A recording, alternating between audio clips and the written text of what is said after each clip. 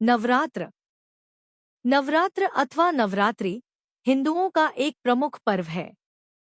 नवरात्र एक संस्कृत शब्द है जिसका अर्थ होता है 9 रातों का समय। इन 9 रातों और 10 दिनों के दौरान शक्ति देवी की पूजा की जाती है। साल में 4 बार नवरात्र आते हैं: माघ, चैत्र, आषाढ़ और आश्विन। यह चंद्र आधारित हिंदू महीनों में चैत्र, माघ, आषाढ़ और आश्विन, ग्वार, प्रतिपदा से नवमी तक मनाया जाता है। चैत्र मास में वासंतिक अथवा वासंतीय और दूसरा आश्विन मास में शारदीय नवरात्र। शारदीय नवरात्र का समापन दशहरा को दुर्गा प्रतिमा के विसर्जन के रूप में होता है। हिंदू कैलेंडर के हिसाब से के सबसे पहले चैत्र मास में 9 दिन चैत्र नवरात्र के होते हैं। नवरात्र भारत के विभिन्न भागों में अलग ढंग से मनाया जाता है। गुजरात में इस त्योहार को बड़े पैमाने से मनाया जाता है। गुजरात में नवरात्र समारोह डांडिया और गरबा खेलकर मनाया जाता है। यह पूरी रात भर चलता है। देवी के सम्मान में भक्ति प्रदर्शन के रूप में गरबा आरती से पहले किया जाता है और डांडिया समारोह उसके बाद। पश्चिम बंगाल के राज्य में बंगालियों के मुख्य त्योहारों में दुर्गा पूजा बंगाली कैलेंडर में सबसे अलंकृत रूप में उभरा है। धार्मिक कार्य। चौमासे में जो कार्य स्थगित किए गए होते हैं उनके आरंभ के लिए साधन इसी दिन से जुटाए जाते हैं। क्षत्रियों का यह बहुत बड़ा पर्व है। इस दिन ब्राह्मण सरस्वती पूजन तथा क्षत्रिय शस्त्र पूजन आरंभ करते हैं। विजयादशमी या दशहरा एक राष्ट्रीय पर्व है, अर्थात आश्विन शुक्ल दशमी को सायंकाल तारा उदय होने के समय विजयकाल रहता है। यह सभी कार्यों को सिद्ध करता है। आश्विन शुक्ल दशमी पूर्व विद्या निषिद्ध, परविद्या शुद्ध और श्रवण नक्षत्रयुक्त सूर्योदय व्यापिनी सर्वश्रेष्ठ होती है। अपराह्न काल, श्रवण नक्षत्र तथा दशमी का प्रारंभ विजय यात्रा का मुहूर्त माना गया है। दुर्गा विसर्जन, अपराजिता पूजन, विजयप्रयाग, शमी पूजन तथा नवरात्र पारण इस पर्व के महान कर्म हैं। इस दिन संध्या के समय नीलकंठ पक्षी का दर्शन शुभ माना जाता है। क्षत्रिय इस दिन प्रातः स्नानादि नित्य कर्म से निवृत्त होकर संकल्प मंत्र लेते हैं।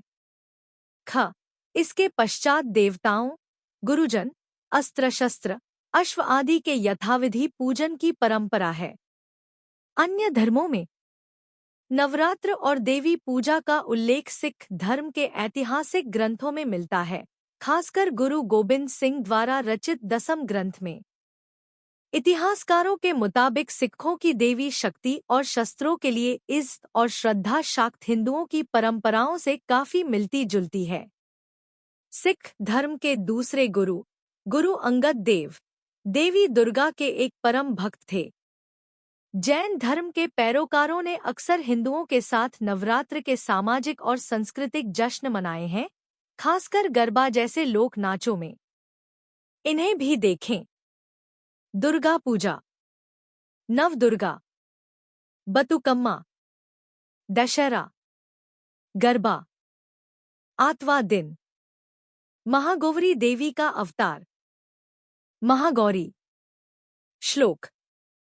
श्वेते वृषे समारूढ़ा श्वेतांबरधरा शुचिः महागौरी शुभम दद्यान महादेव प्रमोदा। स्वरूप। इनका वर्ण पूर्णतः गौर है। इस गौरता की उपमा शंख, चंद्र और कुंद के फूल से दी गई है।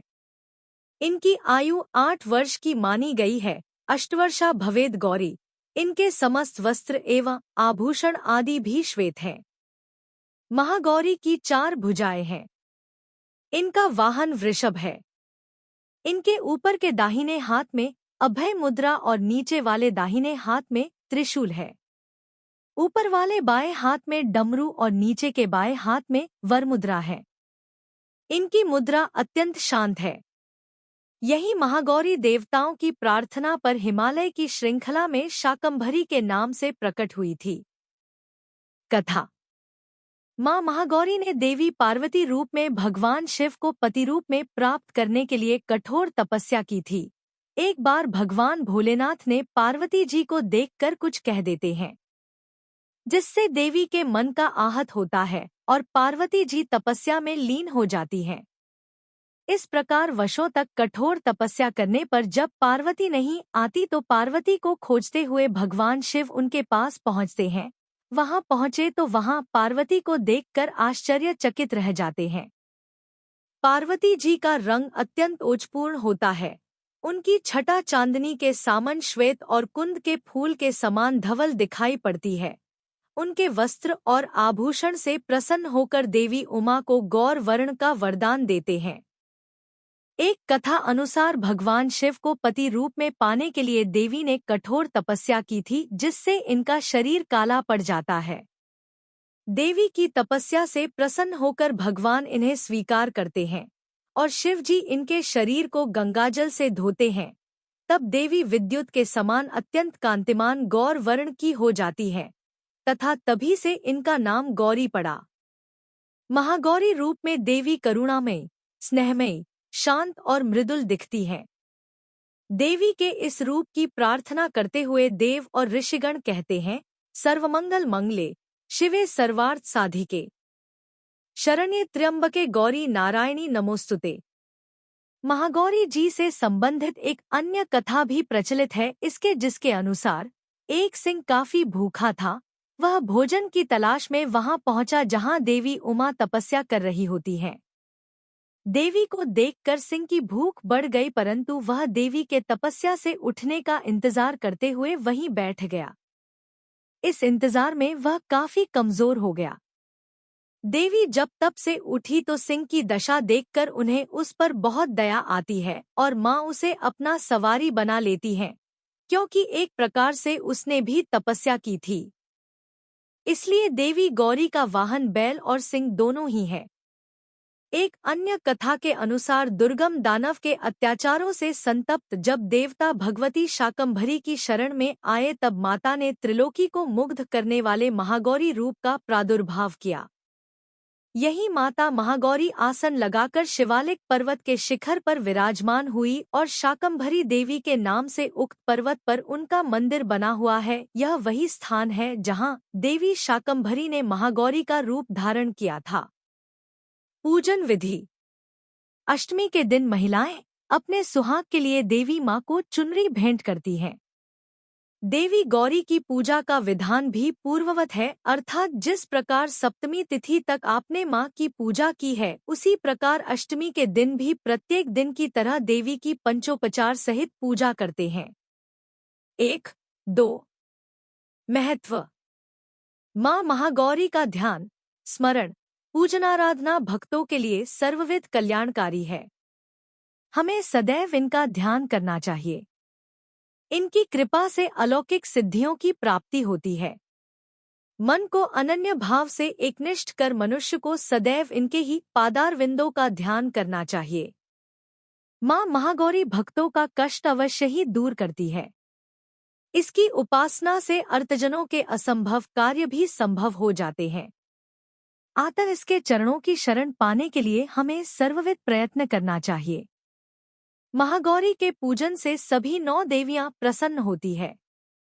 उपासना। पुराणों में माँ महागौरी की महिमा का प्रचुर आख्यान किया गया है।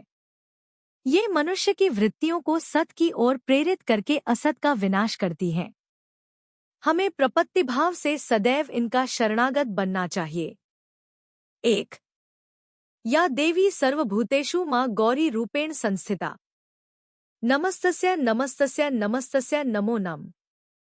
अर्थ, हे माँ, सर्वत्र विराजमान और माँ गौरी के रूप में प्रसिद्ध अम्बे, आपको मेरा बार बार प्रणाम है।